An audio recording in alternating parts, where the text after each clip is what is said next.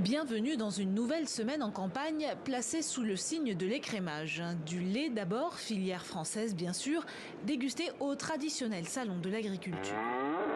Buvons du lait. Mais forcément, pour le communiste, ça manque vite de rouge. Cidre de France, on passe à la bière ou pas? Pendant que Fabien Roussel prend la pose avec une bleu-blanc, la vache de son nord natal, les autres candidats n'ont Dieu que pour Neige, l'égérie du salon. Alors Neige, tu nous fais de la musique là? Mais cette semaine, l'écrémage, c'était surtout dans les rangs des candidats. À gauche, faute de signature, Christiane Taubira se retire de la course. Nous ne réussirons pas à réunir les 500 parrainages exigés pour concourir à l'élection présidentielle. À l'extrême droite, Marion Maréchal rallie officiellement Éric Zemmour. Quel plaisir, Éric, car je sais que tu nous regardes.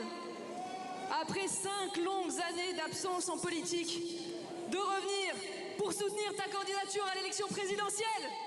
Un camouflet pour sa tante qui, en meeting dans le sud de la France, a elle aussi failli prendre tout le monde de court.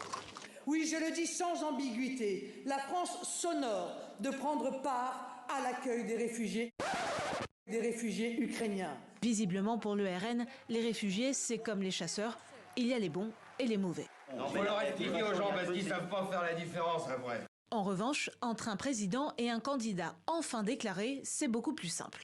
Cette semaine, Emmanuel Macron a mis fin au faux suspense.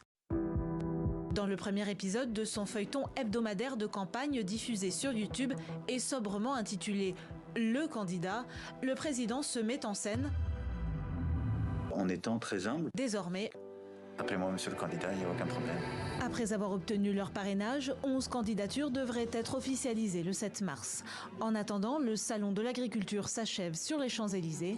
Allez, à la semaine prochaine.